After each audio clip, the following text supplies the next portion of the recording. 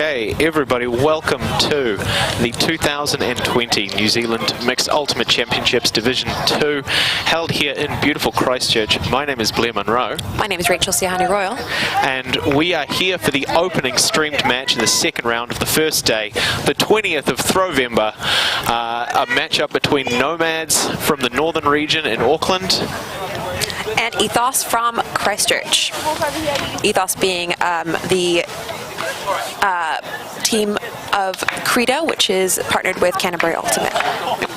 One of only a couple of clubs in New Zealand that actually field both mixed gender and solo gender teams. So we see our huddles here. We have the teams gathering before.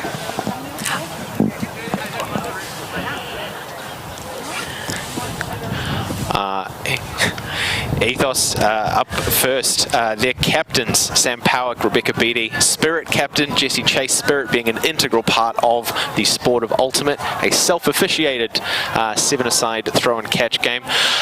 Richard Fernando, Nikki Alley, Georgia Fogarty, Riley Bruce, Arnaud Cartier, Anne-Marie Legrel, Josh Cooper.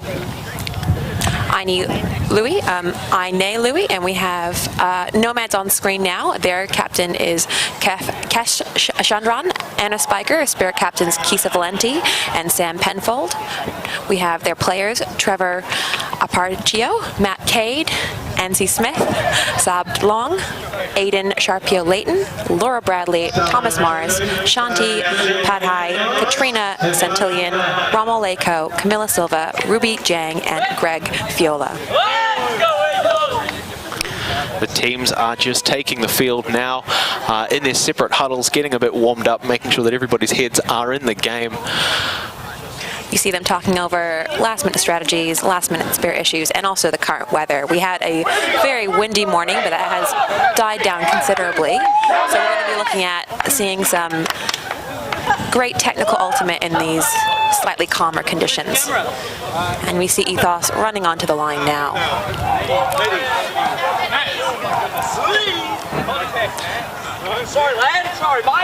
So we are starting with 4 ladies and 3 men on each line.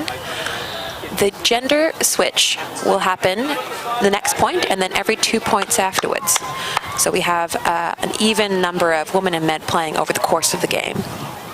And Rachel, as I'm sure you're aware and you'd agree, the sport of Ultimate, particularly in the mixed season, is a really fantastic opportunity to sort of showcase that as long as the sport can accommodate it and isn't prioritizing things like height or necessarily just build, it's a game where men and women can compete on a very, very equal footing.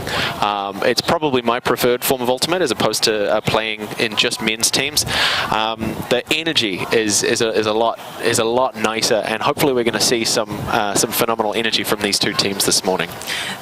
I would say that you're right, Blair. There is a significant advantage to utilizing all of your players, whether they be male, female, and teams that do that well do tend to succeed. Looks like Nomads have the disc for the pull, which means they're going to come out on defense, which means Ethos will be starting on offense, hoping to score their initial point. Greg Fiola for Nomads with the pull.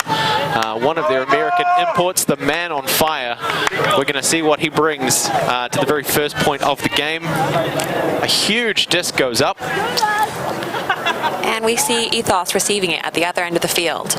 We have 2 players who will look to do a lot of the throwing.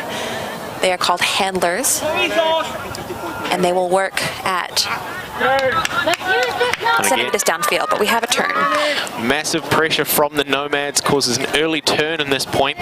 We'll be able to see what the defense can do. Matt Cade with a long shot, sending it for Sam Penfold, but it's knocked out of the sky by number 40 for Ethos.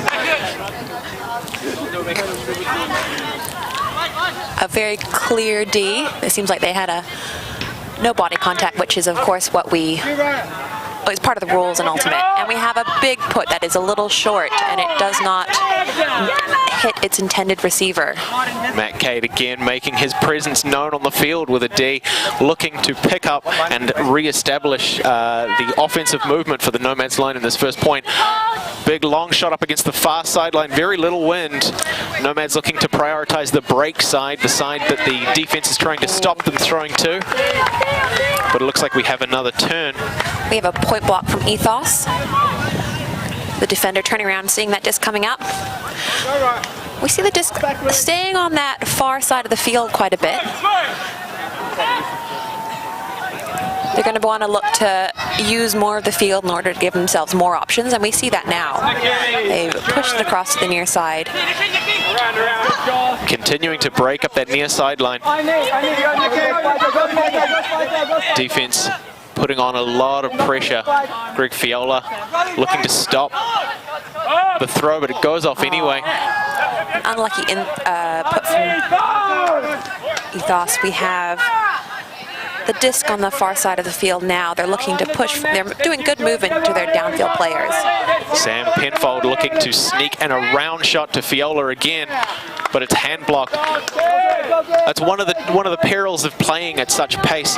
When a player has the disc, they do have 10 seconds to be counted off by the person marking them before they have to let go of that. That's called a stall. And you can see Sam Penfold getting the stall a little bit higher, forcing a throw that unfortunately for Ethos goes to turf. Nomads here in the red zone with a phenomenal opportunity to close out this first point of the game. And we see the wind predominantly in a left to right orientation at the moment. So that's, oh, and there's a score. So that's going to push the disc down as you're throwing it downfield, which we just saw from that turnover. And that is the first point of the game. A beautiful isolation play out of a vertical stack in the end zone. Players hold their space. One player breaks free to catch a nice clean throw and score that first point of the game. Nomads will come back out on defense, but it looks that they are going to be replacing a lot of their line. That was a long point, quite a few turns, a lot of defensive pressure from both sides, and those long points can take it out of you. So both of these teams would have played their first game this morning previous to this game. So they would have had a chance to warm up together, but they might have played in a different orientation. So this field they're still looking to warm up to what the conditions on this field are like, different to the previous field.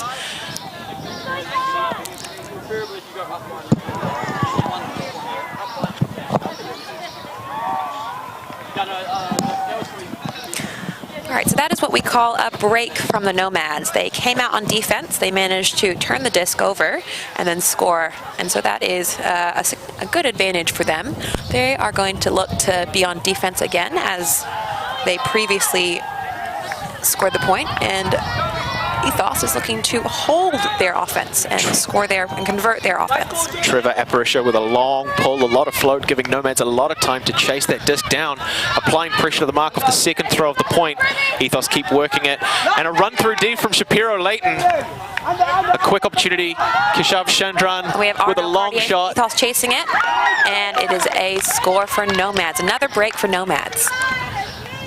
Nomads with a couple of international imports, a couple of solid American players who they've managed to recruit into their ranks and who are proving integral in their success, certainly over last season and also their improvement over this season. They have gone from strength to strength. They performed incredibly well at their regional qualifying event, the Tamaki Throwdown, and they're hoping to bring that energy and that intensity down to Div 2. The score is now 2-0 to Nomads. We are 5 minutes in to our first game on stream of the 2020 New Zealand Mixed Ultimate Championships Division 2. Now we see Nomads with a dedicated coach as well. Is that someone who has been accompanying them at their trainings? Do you know, Blair? Dedicated coach? Is that? There's a play. I think that's one of their players, Moose, who has torn a calf for the first time in 11 years. They have dedicated this game to him, win or lose. he's quite proud of himself for making it so far without an injury in a game at all. And I was speaking to him just before this game started, and he said, well, all I have to do is get back in the gym and make sure it doesn't happen again. And if that's the kind of attitude that he can impart to the rest of the Nomads players, they are going to bring a level of intensity that Ethos may not be ready for. The pull goes up. We see Georgia Fogarty receiving the first pass. We have Rich Fernando, who's hunting down this disc, trying to keep it in on the sideline.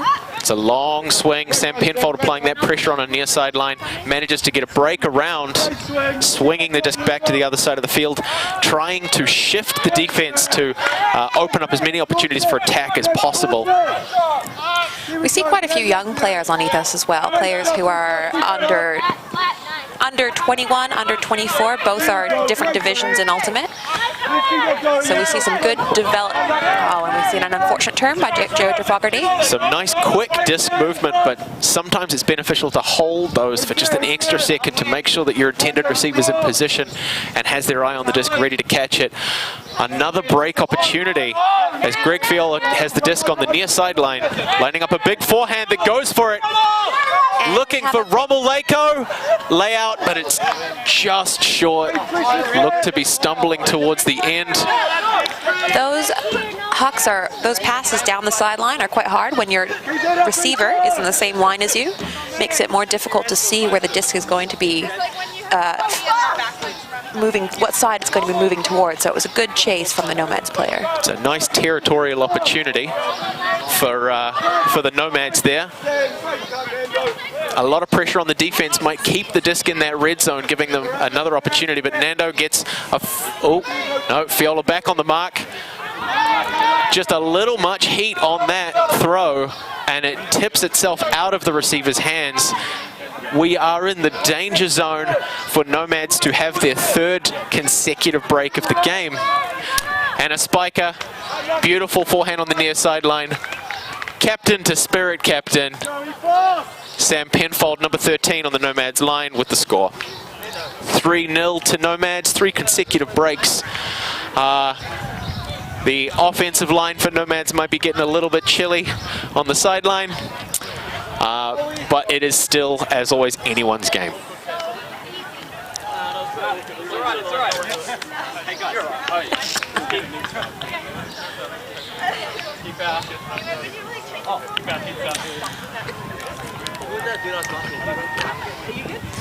And we are at the beautiful Naipunawai Sports Center today. We're very lucky to have this location. It's an extremely level and well looked after field. So looking to have no impediments to the play today from the grounds and the location. Absolutely, Rachel. One of the best fields in the region to host some of the best athletes in the country. Ultimate really is a sport for all-round athletes. You have people with field vision, with explosive acceleration, incredible athletic fitness, vertical jumps like you wouldn't believe. And they're taking the field in front of us. Nomads to come out again on defense. Trevor Aparicio with the pull. And Ethos is going to look to try and string together a few more passes. They've had a few unfortunate drops so far, that just coming in very fast, making it harder to catch. And we have the pull landing at about the brick mark, which is a section of the field that is marked out for. And we have Richard Fernando to receive the first pass, handling with Arnaud Cordier. And we have a big throw shots up. to end zone. Just a little bit overthrown. The receiver hesitated as they tried to track the disc, and then the wind may have carried it a little bit out of their reach. It's a wonderful territorial opportunity, though, for Ethos if they put enough pressure on defenses. We've seen they've been able to do in the past few points. Nomads have only had one consistent defensive break where they had what we would call perfect defensive efficiency. Ethos are definitely in a position to utilize this now. They're maybe 5-10 meters out from the danger zone. And we see some confusion on the field. I think some of the Ethos players thinking the attacking end zone is the other one. So they've rearranged now. Great efficiency again. Fernando nearing the far sideline, looking for a reset to stop that stall count getting too high. And we have a score from Ethos, their first score, receiving Nikki Rose. And what a score it was. That is the kind of ultimate that you would see in a textbook, just targeting the far sidelines and making very strong cuts to open positions at the front of the end zone. Hopefully Ethos can capitalize on this energy boost and come out strong on defense.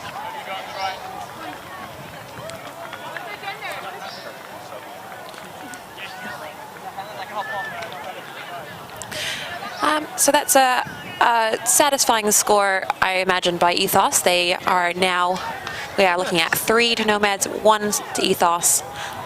They are going to be coming out upwind this time, so they're going to try and stop that deeper, the longer throws from Nomads, I imagine. Those throws are easier in the downwind direction, so they're going to be looking to limit it on both ends. Nomads, in return, have put up a few longer puts and longer throws so far, so we know that they have them in their capacity. I think it's worth noting as well the psychological advantage of scoring a point early on. When you still have 0 on the scoreboard, the more your opponents get away from you, the more psychological impact that can have. It can add a lot of weight, and it can put more pressure than you need on your decision making. But catching that early point, only 12 minutes into the game, and only a 2-point difference between our teams, is going to give Ethos a nice opportunity to capitalize and make sure that they don't get too down on themselves. Especially in these shorter games, these pool play games are only 75 minutes long to a maximum of 13 points, which is a shorter game. So we had the pull from Jesse Chase, and it lands outside, and the Nomads are taking it from the sideline. Shapiro leading on the near sideline. Big fake. Doesn't shift his mark enough. He's looking for something. Anybody. The stall count's getting high. Manages a reset. Laura Bradley receiving in the middle, who's passing it off downfield. Good distance on that throw and good downfield. Rommel with the layout for the grab to keep it alive. Only needing the one hand for that one. Greg Fiola looking to reset. Bradley again, middle field, looking for something. Fiola on the far sideline. Spiker making a hard undercut, goes to ground to keep it alive. Ensures that she still retains the disc. Bradley again, just at the edge of the fingertips, but it's a crucial defensive opportunity for the Nomads here. Ethos with a lot of field to work back through. Nomads with a defensive line that's already scored 3 breaks. We know they've got the pressure, a little bit much edge on that disc, and it goes to the turf, giving the Nomads a nice opportunity to score another point. You see Spiker making a good undercut and another nice one-handed grab. She's looking down the sideline. Again, those shots are difficult, and we see a little tip from the Ethos player, which just puts it out of reach of the Nomads player. So good attention on the disc there, reading it all the way. And we see Jesse Chase picking it up in the very corner. So he is going to probably walk that up to the front line, where it will come into play. Fiola on the mark. Big defense, the man on fire. What's he got? Manages to get a break, but it goes high over the hands. We see a turn from Ethos. A missed opportunity for a Callahan. It's rare, but it is spectacular to see a point scored off an offensive throw in their own end zone. The disc going high in that instance gave Bradley a potential shot, but the wind carried it just out of reach. Shapiro Leighton to bring the disc back out of the zone. We see quite a tight stack from Nomads.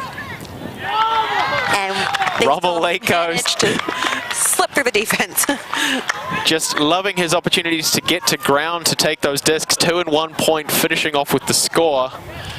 Ethos to come out on offense again. And we see them with the Ethos running to the line. They're still excited and keen to play. They're going to be playing downwind now. Nomads being a team that have played together for quite a few years now. I imagine that they have got some connections and plays that they have learned over the seasons. A lot in the bank for them. I've been very fortunate to actually see a couple of Nomads trainings in person.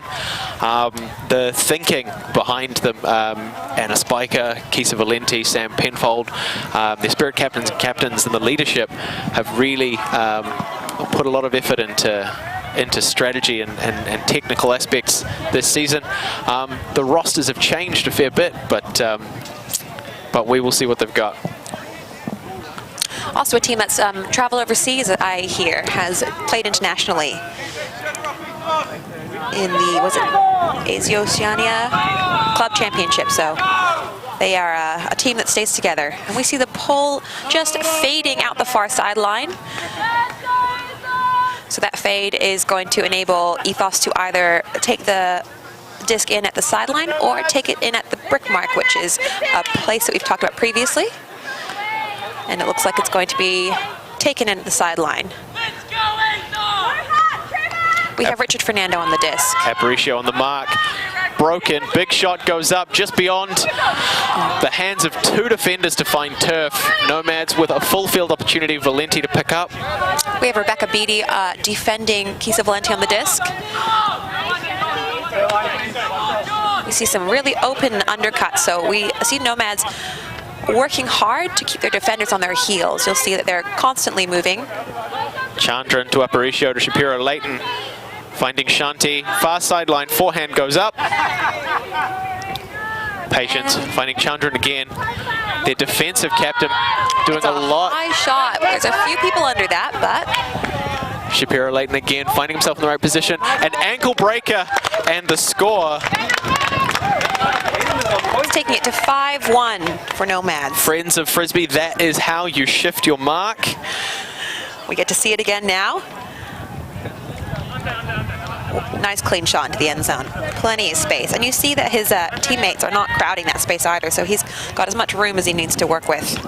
That is indeed one of the perils that you tend to see with Ultimate, particularly with less experienced teams or very keen players, making movement to the same space and just creating a crowd of people that make it that much harder for your handlers to throw the disc into. Trying to make those decisions quickly can be very difficult. You want to be able to provide your player with the disc a clear option. As most players of Ultimate will be able to tell you, the 10 seconds of that stall count is both the longest and shortest 10 seconds imaginable. Something akin to a shot clock in basketball. Possession of the disc has to change hands within that 10 seconds before the person on the mark utters the first T of the word 10. If that first syllable of the word 10 is uttered, that's a turnover. It's what we call a stall out. And we see the teams putting their hand up. We have Ethos with their hand up, indicating that they are ready to receive the pull. And soon after, we'll see the same gesture in return from Nomads. We have a hand up there. They are letting the other team know they are also ready. Fiola with the big pull. Long, not a huge amount of float on it. Ethos managing to get a couple of momentum building passes before Cade puts the mark on the disc. And we're seeing what's called, what has been called a match defense. So it's every player is marking up against one other player. Nice high grab from Richard Fernando. Looking for a low backhand to break, but players clogging through, shuts that off. He has to look backwards to reset that disc and keep that stall count from reaching 10. But on the far sideline again, quick disc movement. Fernando finds it in the red zone. You see him communicating with his gestures, telling his teammates what he's looking for. They were doing really well with those small passes in a tight space, but those quick passes can also end up in errors occasionally. So we're looking for good communication from your teammates. Fantastic pressure from the Nomads. In the middle. And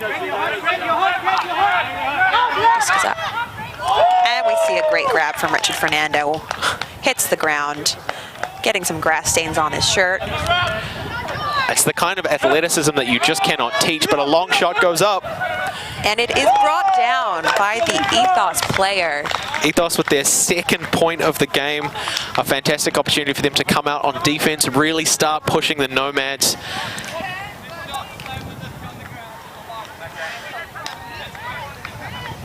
The score is now 5-2 to Nomads, a not insurmountable lead for this Ethos squad to pull back a victory.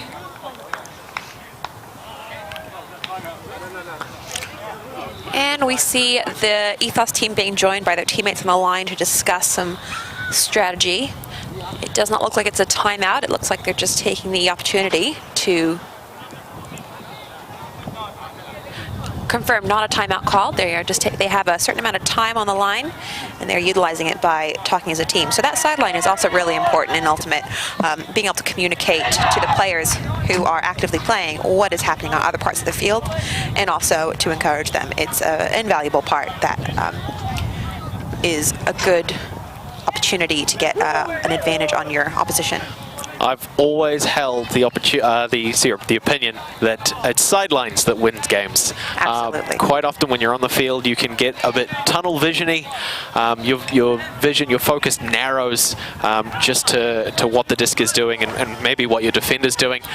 Having communication from that sideline, having that moral support goes a long way towards keeping those spirits up, keeping that energy up, and allowing teams to continue firing well into the second half of games. And you'll see players on both sidelines so that they can communicate from both sides and to all players. Aparicio receives, finds Chandra and swings back across to Valenti on the near sideline. Shanti with an undercut, but enough defensive pressure causes it to tip. A little fluttery disc, which is harder to read and understand where it's going to land. We have Arnaud Cartier picking up the disc. Looking for something, not a lot of pressure on the mark yet.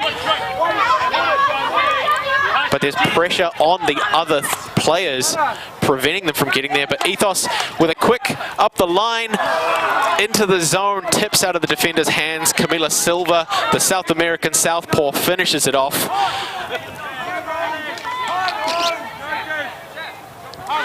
And we see them again on that corner. We've been playing a lot in this corner so far. Those turns in that corner seem to be happening frequently. It's a hard position. You have less of the field to work with, but we see some good pivoting from the handlers. Who wants it right back? Chandran with a big shot up the sideline, but it's fading just out. And it stays out of the field. So where that disc went out of the field is where it's going to come back in. So it might have been that it was halfway through that pass that it faded out of the field. So we're looking at the sideline here to help us indicate where that is. So. And we have Arnaud Cotier bringing the disc back in again. Now, Rachel, you mentioned we've spent a lot of time playing in those sort of back corners right on the edge of the zone. In higher wind situations, it can be that much more difficult. The wind acting as an additional couple of defenders, really pouring the pressure on and stopping any disc movement. Games have been won and lost on points trapped in those corners. But Ethos with a massive hammer fake. Very emphatic. We have a player in the middle. We have Rebecca Beatty in the middle. And then instead we have Anne-Marie to receive. Finds the reset, swinging to the far sideline, but Nomads with a run-through interception. They will maintain possession, finding Chandra on the far sideline. Signaling for the rest of his team to just take a second to stay calm. Tipped off the hands of Shanti. Came in very hot from Chandra on there.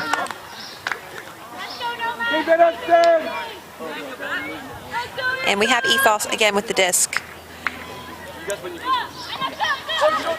Ethos with a high swing. Oh. Trevor Aparicio takes a bite, not enough. Right, long shot. Side.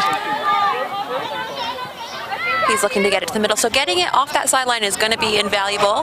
Oh, an unlucky overthrow.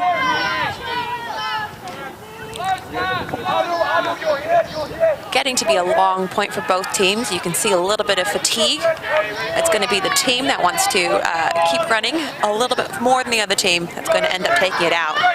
Kisa Valenti looking to fire one straight up the middle. Had a little bit of edge to it. The wind managed to topple that one over. She had a great receiver though.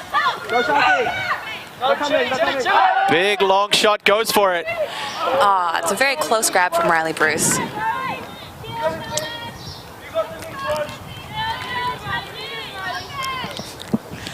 Let's go, Ethos!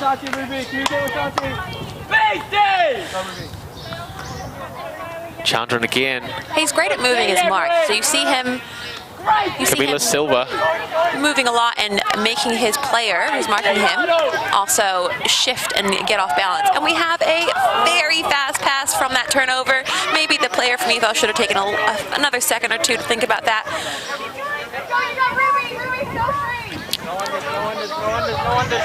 Bit of miscommunication there. A layout grab just shy of disc. Disc is now with Nomads. Oh, we have Arnaud trying to sneak in for that poach. A poach is when you're not marking your own player and you think you can get a D on the disc, and so you leave your player. It worked out in the end. He's getting a lot of and a run through D from Nomads. That was close. And Shanti building on that momentum to create a very, very wide deep cut with a lot of separation, cutting back under and back. Chandran's going to look to get the disc back again. He's almost every other pass for Nomads. He's really controlling the disc. Oh, this has been a great matchup between those two players. Absolutely, just enough pressure. And we have a stoppage, so you see the players indicating with their hands. And we have an injury call, so that hands above the head, clasped together. It's one of the players.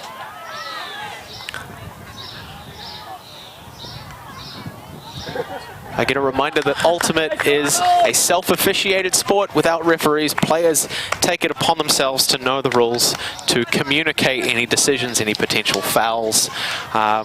Players make the decisions on the field.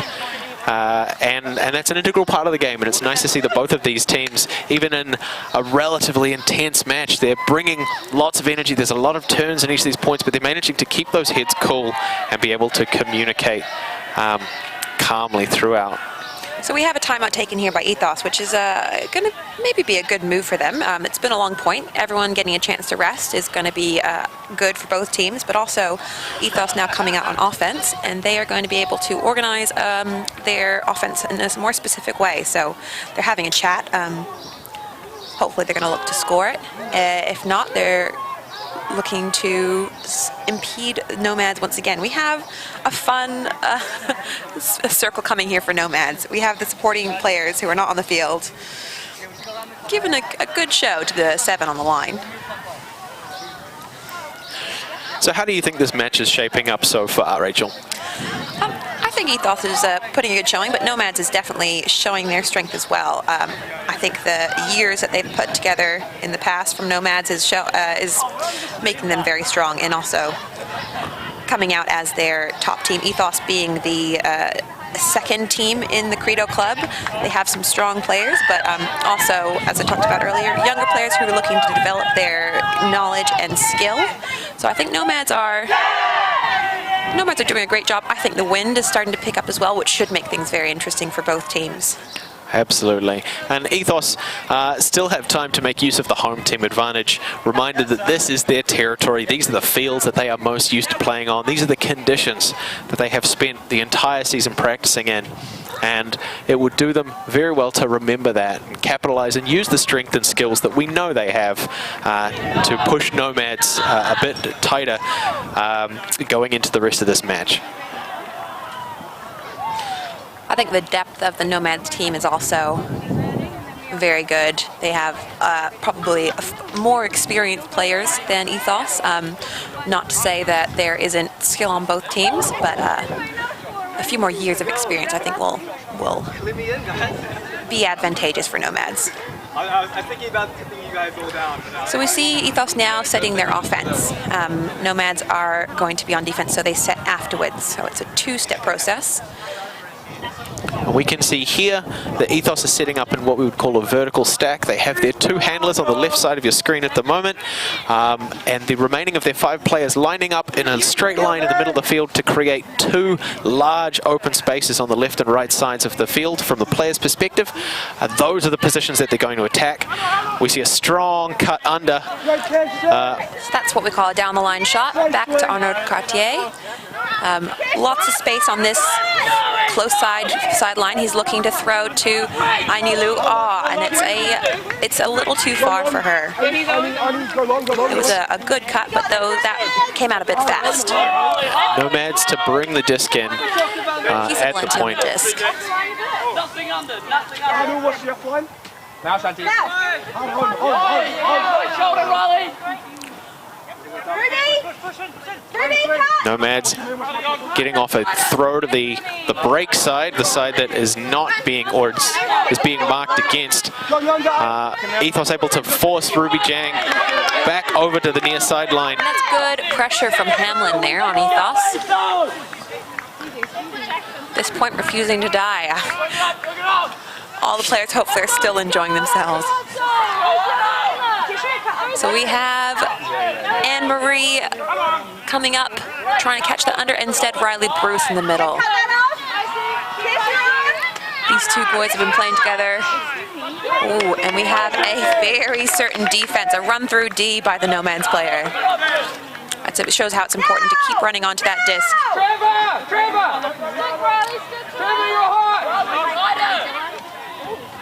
And it just bounces off the chest. Again, coming in very fast. Ethos in the red zone, only another 10 meters to secure another point of the game, bringing it back to a 2-point game. High shot to the near sideline, manages to pull it down. Big long forehand. And it's just a little bit over the receiver's head, Rebecca Beatty. You can see some shirts rippling in the wind here. Do not forget that wind is refusing to go away. And particularly if you are throwing upwind, anytime you show the bottom of the disc to the wind, it's going to add a lot more height than you intend. And so you have to take that into account when throwing to players that are maybe on the shorter side of your roster. And we see the same vertical from Nomads on offense here. We have a player cutting long and a good read from Riley Bruce. Saw that coming from a mile away.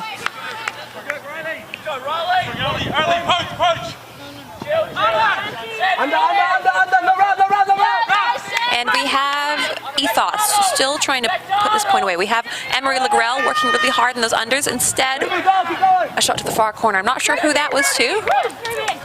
We'll have to make sure that there's a player there next time, or a defender. Absolute worst case scenario, it still counts as a territorial gain for Ethos, who now get to apply a lot of defensive pressure. Nobody likes playing in their own end zone. It's dangerous, but Kisa Valenti's able to get the disc off to Shanti on the far sideline anyway. We see some really strong throwers on this Nomads line. All right, so we have an indication here of a pick. It's when a player gets in the way of a defender who's chasing their offender.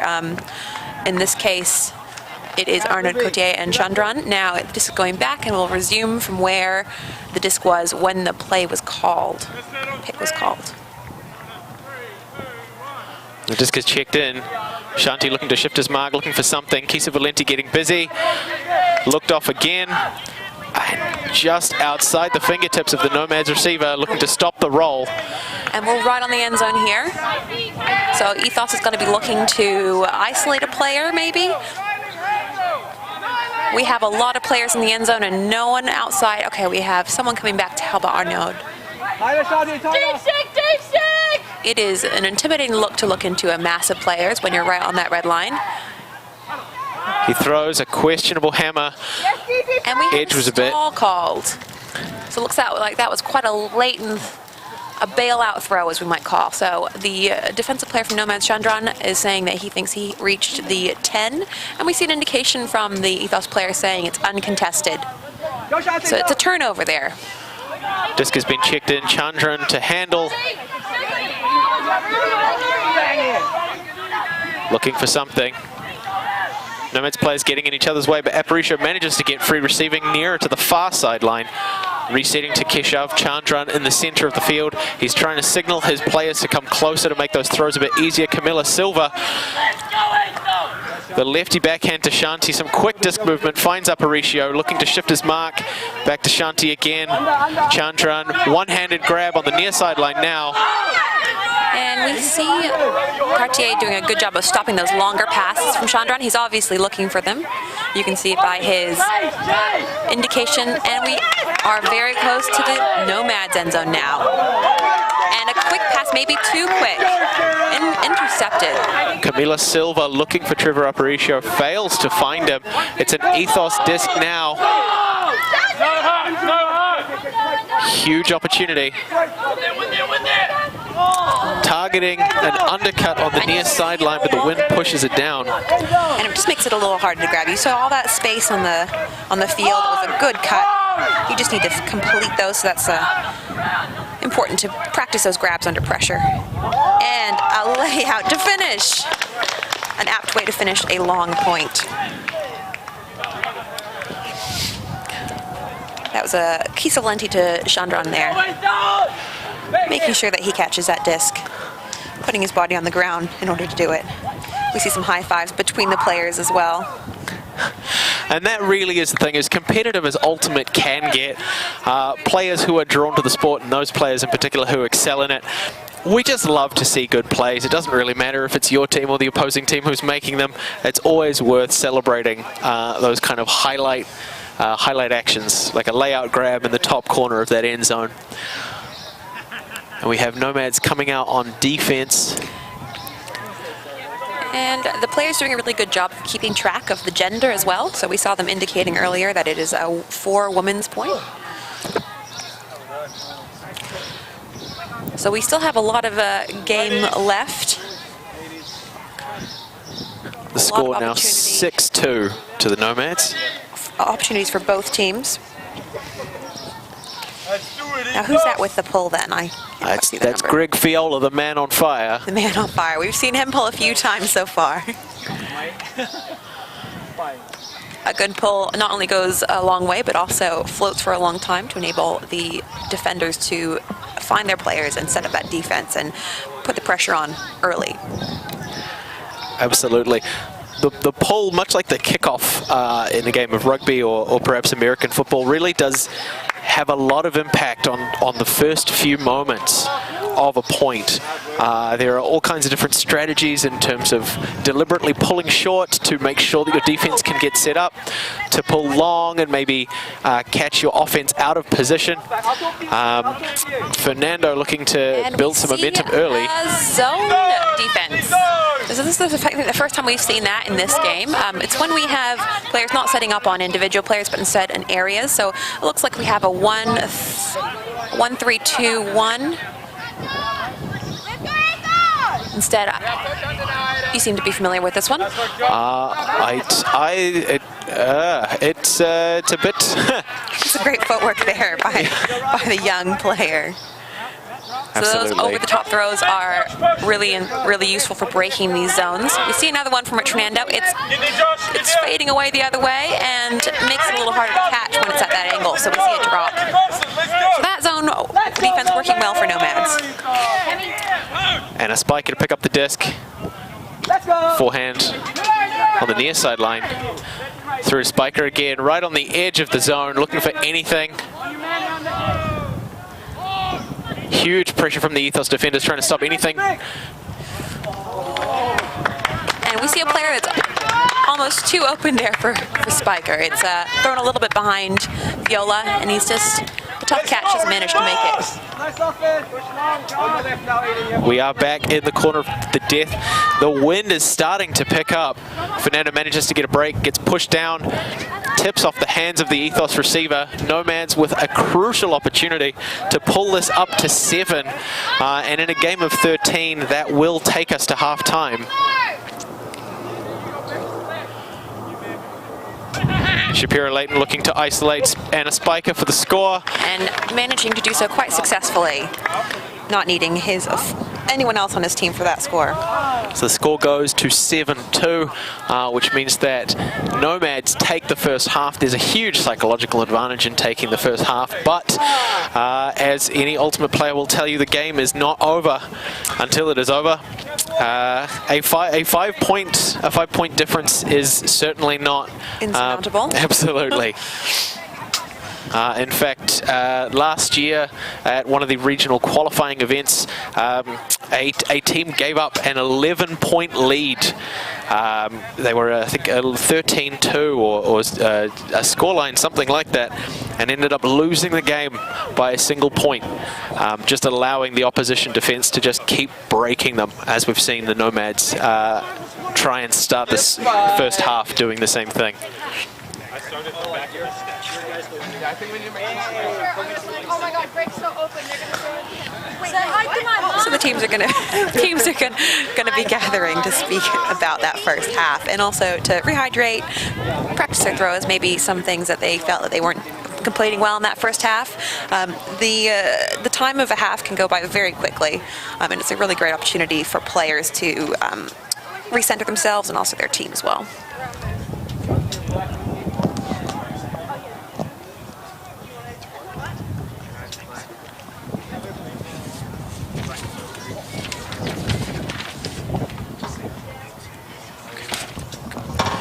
Okay, we will be back soon for the second half of this, the first game between Nomads and Ethos on day one of the New Zealand Mixed Ultimate Championships Division 2 2020.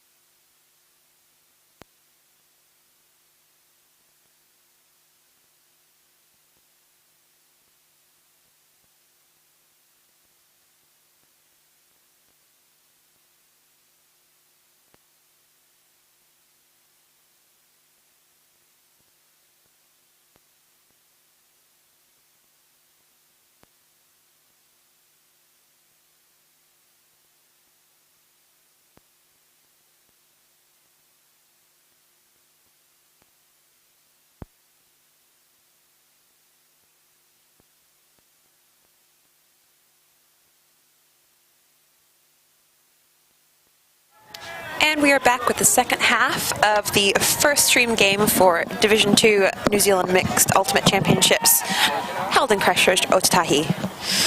We are joining our teams again as they've had a chat, a bit of water, some throws. Looking into the second half, we have Ethos down by 5 points, which is a significant advantage to Nomads at this stage, but no one's down for the count yet. You can see some players on the sidelines practicing their throws, making sure that they have the right spin, edge, and flick for the wind. Yeah, particularly in weather like this, it's the control of the disc and making sure that you have enough spin on it to provide stability can make the difference between winning and losing. That consistency of your throws, it doesn't just help in terms of creating distance and creating opportunities for your disc to advance up the field. It creates opportunities to have your receivers consistently catch. You can't win a game of Ultimate without being able to catch a disc, and having that spin and stability in this wind makes all the difference. It makes the receiver's job just that much easier. I would expect to see a little bit more zone in the second half. Christchurch, a city that plays a lot of zone defense, so we'll see what happens, but I think that might be a good move for them to mix things up a little bit. An absolutely beautiful pull by Ethos, touching just inside and rolling out of bounds. Matt Cade to pick up, getting trapped on that sideline, the opposite corner of death, the one we've seen so far, but manages to break around, advance up the field, a nice lefty forehand. Put, and an amazing trailing grab.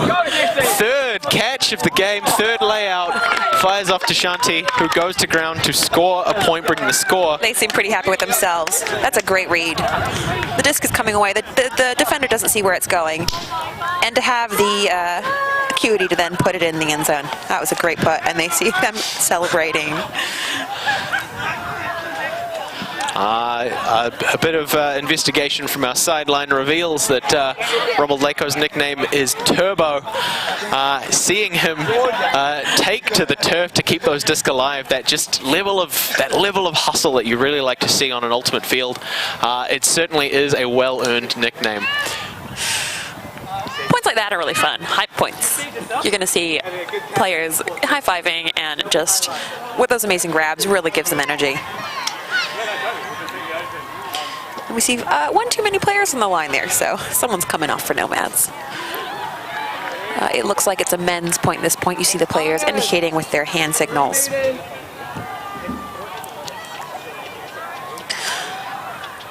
So Nomads continuing their strength and quick passes here.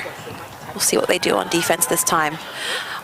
Just a quick check of the wind from Greg Fiola, trying to figure out the best pull option available to him, the one that's going to give his defensive line the most advantage coming through, looking to open up that scoreline even wider.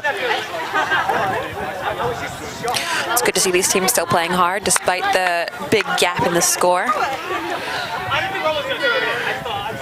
Nomads, I think, a team that doesn't know how to turn off that intensity, which is a good thing. It's a mindset that's going to take them very far in this tournament. Ethos quick to pick up, centering the disc to Fernando. To Fogarty. All right, so this is that zone defense that we were expecting. We're seeing Ethos being pushed backwards by those defenders. And a nice little inside shot from Fernando.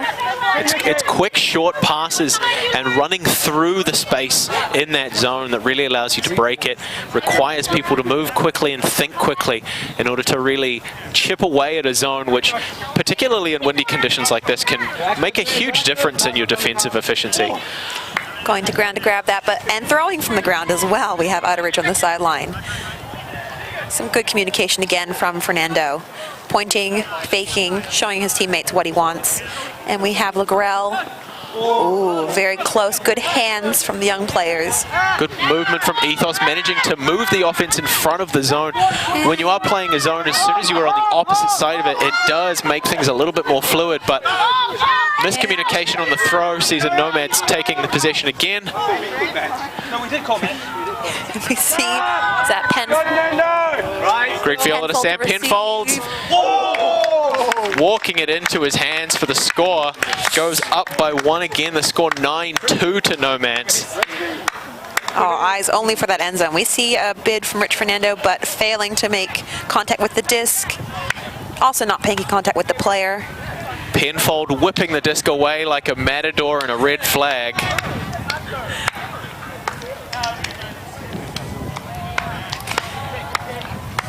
The Nomads to come out one more time on defense. We haven't been seeing those longer shots pay off as frequently as the shorter ones, so it's good to see that they're still a threat, especially downwind. So Ethos probably going to be looking to try and contain that a bit more.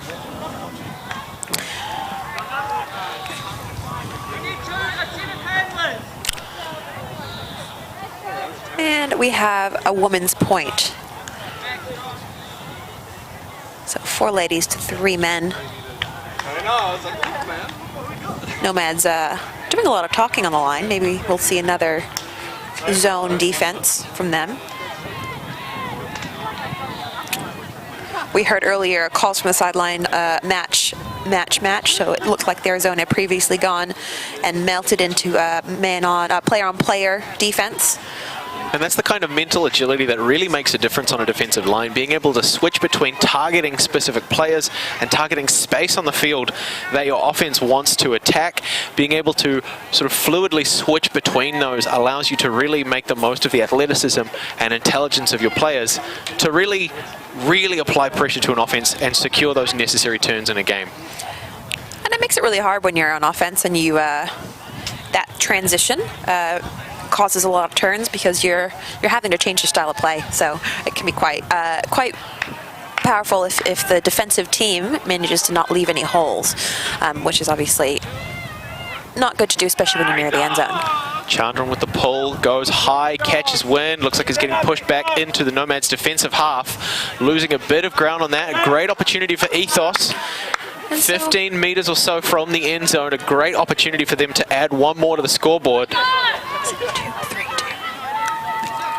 So we're seeing what might be called a 2-3-2 here. So you have 2 marks on the handlers, trying to, looks like they're forcing it to the middle, into those players in the middle. Nice over the top. Oh, you see a good, so those low releases are really important. You see the players trying to release it low so that it doesn't have a chance to be caught by the wind. So it looks like Ethos is kind of still playing their vertical in the middle. They need to spread their players out a bit more. And we have a very open receiver for Ethos. Just absolutely clinical offense from Ethos, just threading through those exact same gaps you were talking about before, Rachel, when defenses can transition or try to transition between man and zone. They have to do that seamlessly and without creating holes. The Nomad zone in that instance had gaps just wide enough for some of the Ethos skilled throwers to thread that disc through and really pick through it for a very clean score, bringing it to 9-3. We see a happy Ethos team and sideline. Let's hope they can use that energy moving forwards. Nomads getting a rare opportunity to start on offense at this point. So Arnaud Cartier with the pull here, that initiating throw. We have 22 minutes left in the game before we hit soft cap. The game is currently a race to 13. Nomads taking half time when they were the first team to reach 7. 4 more points in it for the Nomads, potentially 10 for the Ethos, until we hit our soft cap of 75 minutes, at which case things will change up. But for now, the focus is just to put as many points on the board for both teams as possible.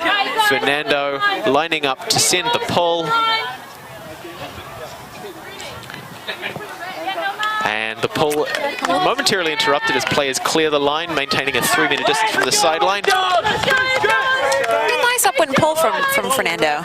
Shapiro Leighton finds Fiola again. A lot of pressure from the Ethos defense. We have match defense from Ethos. Ethos have been tight on their shoulders for those undercuts, but they haven't gotten too many run-throughs yet. And just off Bradley's hands. That can be one of the perils, making those aggressive undercuts, trying to secure position to make sure you get that disc. And sometimes the speed is just enough of a mismatch that the hands can't close in time. Fernando managing to keep that one alive. Long, high forehand up the far side. Oh, that might not be what he wanted, and it's taken by defense. And quickly, Fiola and Shapiro Leighton looking to work the disc. Long forehand for Sam Penfold again. Very exciting. An absolutely beautiful layout, but it's an injury call. Another one of those Fiola Penfold connection attempts. That was a very acrobatic bid. Sam Penfold definitely putting his body on the line, and by the looks of it, leaving some of it behind. Calling an injury, taking a substitution. Possession will stay with Ethos after that in completion. Ethos in, once again, the corner of death. Penned in this instance by Shanti on defense. Trying to force back towards the center of the field in that zone. A high shot across the bow. They've been doing a lot of those high floaty passes in that direction. Now they're looking to split those handler defenders by flooding that area, which they've done successfully. Vander Pill with the disc to Cartier, and we have Ali on the sideline. That really is one of the key aspects to the zone offense that we're seeing from the Ethos at the moment. A player, realistically, in most circumstances, can only mark one other person. So by, as you said, flooding them, pushing two players or more into the same area, as long as they're smart about it, creates a lot of throwing opportunities by forcing the defender to pick something and take it away. And as a result, leaving an open receiver for the Ethos offense. Also really important in a zone, playing against a zone, is to always be aware of where the disc is. Because of the shape of the defense, you can receive the disc at any time. And you see quite a lot of newer players not being aware that they're an open option, and as a result, not looking to receive it. So we see Ethos doing a really good job of everyone keeping their eyes on the disc. Another one of those little poppy ones. Let's hope those don't get taken away by the wind. Shapiro Leighton trying to pressure that middle. Ethos breaking through the other side. Fernando as a reset option. I'll be looking to have those wing defenders a little tighter. That center defender has been split really well by the Ethos players. Big movement to shift that Nomads mark. And these defenders showing really good body control as well. You see a lot of tight plays, and we've had no collisions yet. Oh, we have a call. So we're gonna stop the play. We've had a violation call, so there's going to be a mark. The player with the disc made a call on the player marking him, and it's been resolved. And the stall count will go back to 0 now. Looks to have been contact with the player, which means the stall count gets reset, giving Ethos a nice few calm seconds in the red zone. Looking for something, looking to widen up that, or narrow down that score margin, sorry. That zone of the Nomads still staying very, very busy, forcing short, controlled passes, quick passes. Rich really wants Ethos. Getting it to the far side. Just getting his hands into that, Cartier.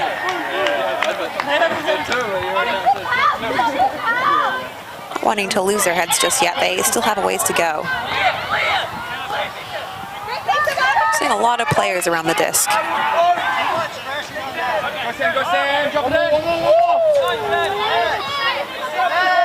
And we are just 2 meters away from them. This being an upwind is going to be really important. And with a low pivot, we see that received. Ethos maintaining their composure, managing to fight off what we in the Ultimate community call red line fever, standing on the very edge of the end zone. and just managing to make those consistent, concise passes, maintaining possession as opposed to prioritizing making the score, just waiting for one of your receivers to open up that space and bring those numbers back on the board. And it looks like we have a timeout called. Ethos is calling a timeout. We're 16 minutes away from... We are 16 minutes away from the soft cap here. No.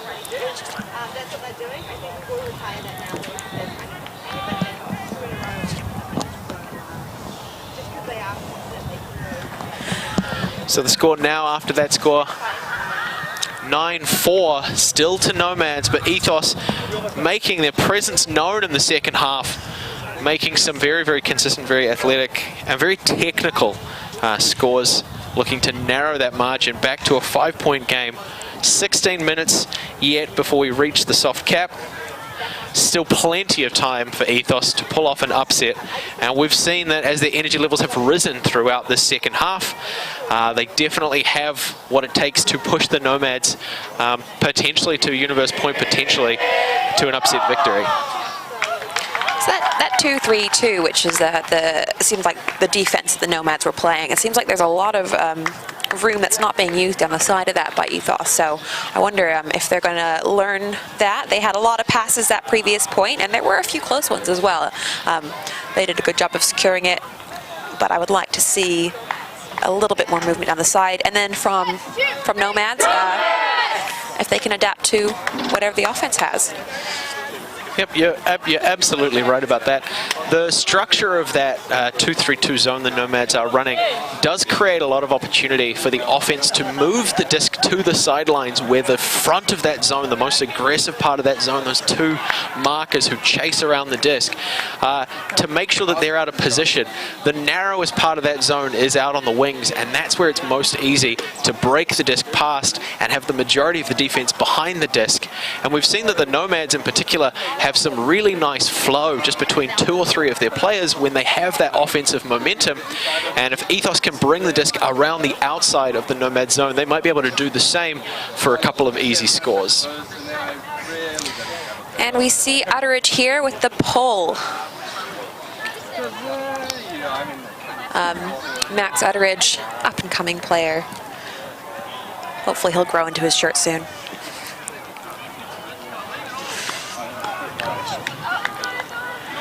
So I wonder what defense we're going to see from Ethos this point. They've had a bit of a good run. Hopefully their energy is up. They're going downwind this time, so this would be a good chance for them to get another break. Put some more pressure on Nomads and see how the Nomads respond. Monster pull, a lot of hang time, a lot of distance. Chandran picks it up, finds Cade in the center of the field. So the wind's died down. It's a different game from when we started. Looks like Ethos are sending down a zone of their own. 3 players at the front trying to chase that disc around. Quick movement by the Nomads to break past it. The zone's back in position, forcing the disc. This is, unfortunately, for the defense. Oh, brilliant pressure. That is exactly what a zone is hoping to do. It's hoping to force a throw that is maybe less than 100%. Nomads are doing great work trying. Oh, it's close. What a score from Ethos. Riley Bruce right on the sideline. Oh, and we think we have another player who might have taken a hit there. In double coverage, no less. Spiker good to turn around and chase that. That was a great catch. So we get to re-see that, and hopefully that player is okay. There's lots of high fives going on. Have we seen Rommel Lako not on the ground this game yet? No, I don't believe we have. No, absolutely. I don't know he knows any other way. Beautiful hustle from Turbo on the Nomads line. Walking it off now, so it looks like he's in one piece. Yeah. And that kind of pressure is really important because you know, even if you're not making any play on the disc, knowing someone's on your shoulder is intimidating. So well done also to Riley Bruce for securing that. Absolutely. Ethos to come out on defense. Will we see that same zone again? Nomads doing one of the key ways of breaking through a zone like that. It puts an enormous amount of pressure on the aerobic capacity of the players who are involved in chasing the disc. They have to do a lot of movement, and quite often in terms of zone offense, you'll see a lot of lateral passes backwards and forwards, just trying to tire out the people chasing the disc, because once they can't run anymore, they're not in position to defend, and it opens up the field for a very quick 3 or 4 pass offense for the score. Yeah, especially against a zone or a junk, there's a lot of players that don't, on offense, that don't feel like they're doing a lot of work, but as soon as it gets through the middle, those players are going to be very important to scoring and splitting the remaining defense. So I would expect another junk here. So we have 3 players near the disc. They're going to need to make sure that they keep their 3 meters distance, though. So we've got, it looks like it might be a junk to me. That's going to be close inside by nice footwork. And it's coming in quite sharp. So that extra edge of the disc pops out of the hand like that. Really important to think about what orientation and what hand you're using to grab those.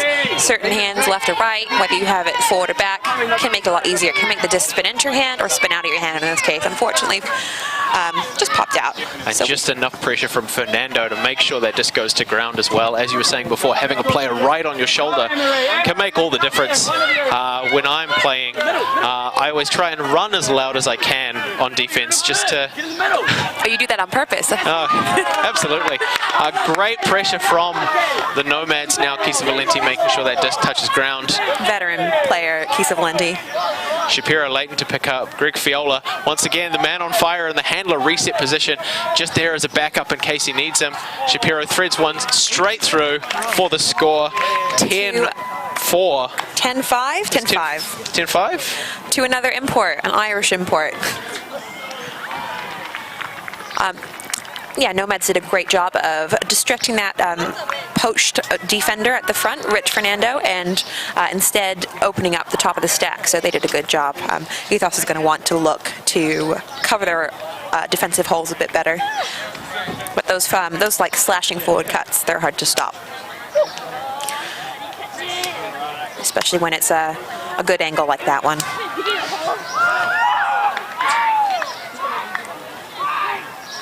Joshy, in that cup, recouple you guys.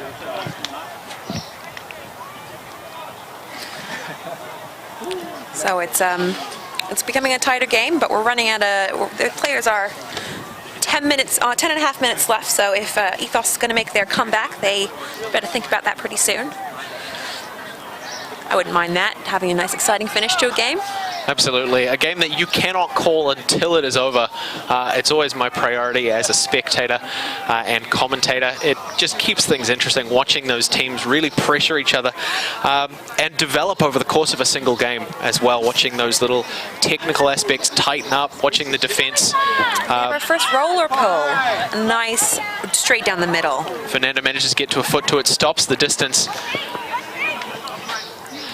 Ethos with a couple of quick resets, maintaining possession, trying to set something up, recentering the disc to Fogarty.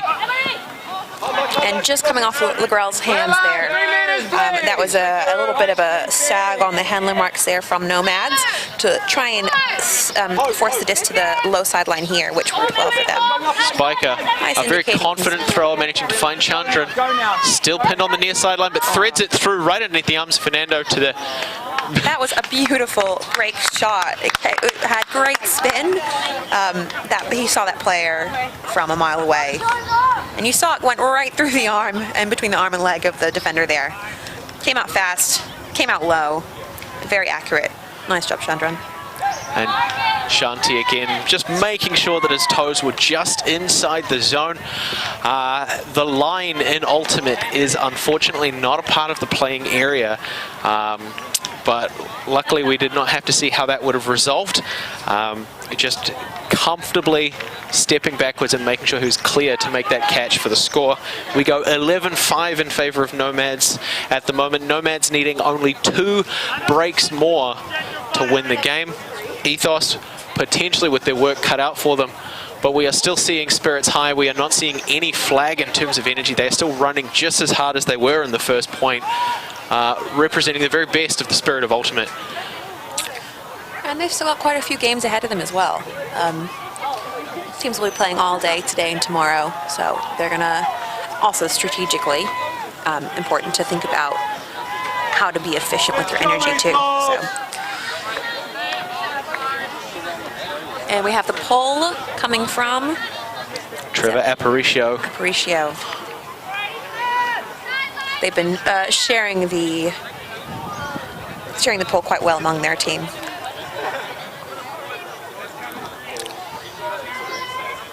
So the Nomads training style, do they train once a week or? I've only managed to get along to a couple of their trainings, even during our sort of recent lockdowns as an Auckland team. They were impacted quite heavily by that. They ran quite a few pod sessions, which I think has helped develop internal team chemistry. If those pods are particularly consistent, it means they're really going to get a lot of disc time with the same people. They're going to form those kind of connections that we've been able to see them pull a lot of success off. Chandran to Penfold, for example. So we saw the disc come in there at the brick mark, that white mark on the field. It landed, and you can hear that. You can hear that, Dave. Camila Silva with a massive point block. The South American southpaw. Bradley finds Penfold in the zone. And that is a quick turn and break for Nomads. That was a very persuasive D there. That disc did not have anywhere to go except into the defender's hand. So well done to Nomads. And also, yeah, good way to take advantage of the defense being on their heels and scoring quickly. We even see the disc maybe having been warped from that D. Players are inspecting it. But really, that can be one of the key aspects in a game like this, and the Nomads are doing a really good job in terms of displaying the mental agility, swapping from defense to offense and back. Quite often, particularly with less experienced players, they very much get into an offensive mindset, and it's much harder for them to switch back to defense after a turn, or vice versa. You'll quite often see some younger players just their faces locked to the player that was defending, or that they were defending, and even after a turn when they're offense, that awareness that they've changed possession doesn't often kick in. But seeing the Nomads play like that, a quick hand block and then immediately switching back onto offense to close out the score on a single pass. Fantastic work. So I think we've had a replacement disc come in. So we are potentially 1 point out from the end of the game here. Nomads will be hunting for that break. They've been having a chat about their defense, so we'll see what they come out with, but they could potentially finish it out here. Again, thinking about efficiency, they probably wouldn't mind that. They save their energy for some later games. And Ethos, hopefully going to get another. They're probably going to be hoping for another point in. Another roller. Again, straight down the middle, just like last time. That's a well-trained roller pull there. He's done that a few times, I bet. Absolutely. Ethos doing a good job of stopping that roll, managing to... A little too short on that one. The defender had their eyes on the disc. They knew exactly where it was going to go. Chandran again shifting his mark, as we've seen him do this entire game. One-handed grab, resetting to Chandran. Full reach, and he's looking to the corner. Sends a big hammer up. And that is Jesse Chase on the D. Those long arms getting put to work. So we have an under from Aini Louis. Go, Nikki, you're on, Nikki. Big long forehand goes up. From Ali, she's so close. But again, even if that doesn't result in a completion, it is still a fantastic territorial gain. Once again, that corner of death, it's a great opportunity for a defense to get set up quickly, to apply a lot of pressure, and potentially either force the disc to be thrown out of bounds or thrown back into their own end zone, where there's the potential for the defense to capitalize and get a score. That coffin corner, it's an intimidating place to pick up the disc. It's something that is really valuable to practice as well as teams, what that's going to feel like, what you're looking for. And off the tips, but still retained by Nomads. Huge defensive MAC. And we have a pick further back. I'm not sure or clear when that pick was called, but players in the field are indicating that it was before the throw, maybe. It looks like the disc is going to be going back. So there was some player was stopped from defending, which means that the call, we go back to when the call was made. Still an absolutely phenomenal defensive display, and the awareness to recognize and try and take a second bite at that. Something you'll quite often hear yelled at practices and in games, catch your Ds. Hitting the disc often isn't enough, and a disc is always in play until it touches the ground, as we saw the Nomads managing to recover and retain possession had that pick call not been made. And hopefully all the players who were involved, seemed like there might have been a little collision, but everyone's up and walking again. It's good to remember that when you're making those bids to make safe plays on the disc as well. Big arm shot! Rommel Leko making a massive undercut, getting looked off by Anna Spiker, who finds Chandran, and back to Spiker. And it's a big huck. It looks like it might be fading out of the sideline. So we haven't attempted the greatest there. It was, unfortunately, it went straight to the ground. That's when the player tries to throw it back in without contacting the ground outside of the field. He'll have another go at that later on, hopefully. Absolutely. Still pleased by the looks of it. So again, Matt Cade on the mark, getting comfortably shifted for a big crossfield shot by Ethos on the far sideline now. Big backhand. Floaty elevator backhand, which there's a call. It's a foul call, so it seems like the receiver thought that he might have been contacted by the defender. And it's uncontested. So we're seeing those hand signals. And so that's a signal that the Nomads accept that the foul may have happened and that they don't wish to... looks like it was retracted, actually. Oh. I need to... Because it's showing as a turn, so it seems like it might have been retracted. Once again, Chandran finding Spiker. Spiker great in flow. A little too much on the edge on the disc, giving the defense an opportunity, but it's still kept alive. I believe the phrase catch your Ds could have been applied there as well. They've been putting up some exciting throws this point. Cold drop in the end zone, potential game closer. Ethos with an opportunity to now having a lot of field to work back through, but we've seen them do it before. We can see them do it again. It really is fantastic watching just how teams do develop over the course of a game. Everything gets a lot tighter. Their strategies become more refined. They become more versatile as well. Ethos in particular, they are an entirely different team in this second half. A lot more consistent, perhaps more daring, taking more opportunities than they might have in the first half.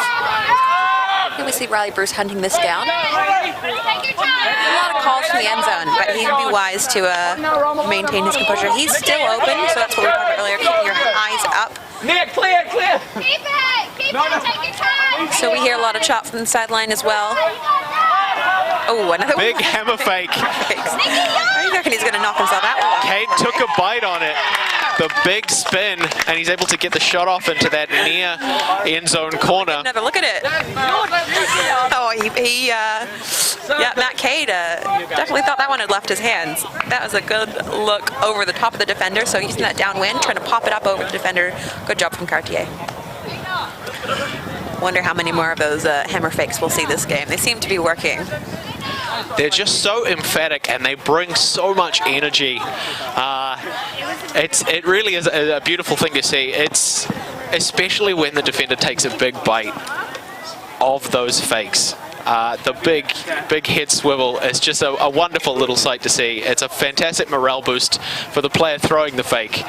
And it may have contributed to that shot through that scored Ethos the point just now. So we have hit our time cap. Now, regardless, it'll be game 13, so we didn't have to work out the mathematics of that. But if it had been a lower score, this would be where we would look at giving ourselves a point cap instead. So let's see what Ethos have on offer. We've got the poll coming from Rich Fernando. We've got some players right on the sideline who are looking to provide feedback. 75 minutes, not a long game for a lot of Ultimate players who are used to playing 90-minute or 100-minute games. Absolute monster pull, huge amount of airtime. Shapiro Leighton to Valenti. Big forehand. High release as well. And just a lot of fade to that right-hand side to our near sideline. Players were out of position.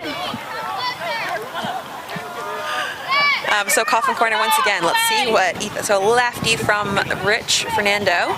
We've got Anne-Marie Legrel in the middle, open, maybe too open. Was there a call? Pick has been called. Silva for the Nomads defense to catch up with the player that she was marking. That's the most common resolution for a pick, is to make sure that players maintain the position they would have had the pick not occurred. Fernando to find the disc, getting it back on the near sideline. Valenti on the mark, a lot of pressure. Fernando getting busy, but Shapiro Leighton with a run through Dikembe Mutombo-esque, not in my house, slap down defense.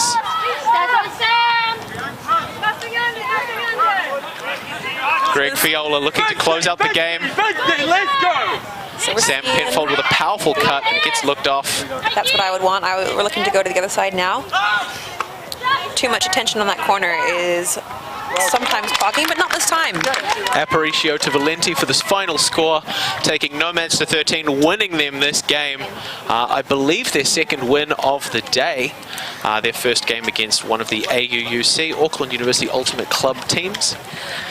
And Nomads, a strong-looking team who are going to be looking to make it through quarters and semis. A contender, I would say. It's nice to have everyone come join us in Christchurch as well. It's interesting to play against different styles, and there's a large variety of teams in the North Island, I think. So we're opportunities like this being the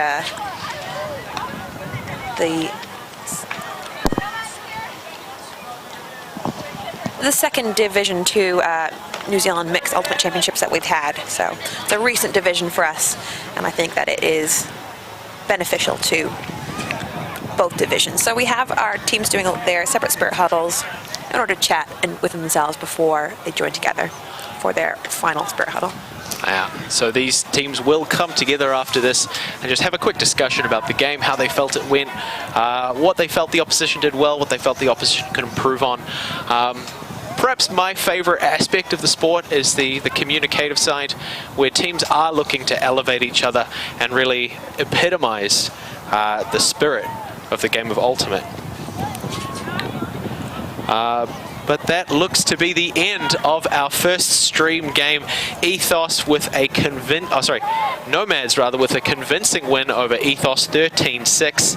In this, the first stream game of our 2020 New Zealand Mixed Ultimate Championships Division 2, the Orthro Tahi in Orto Tahi in Christchurch.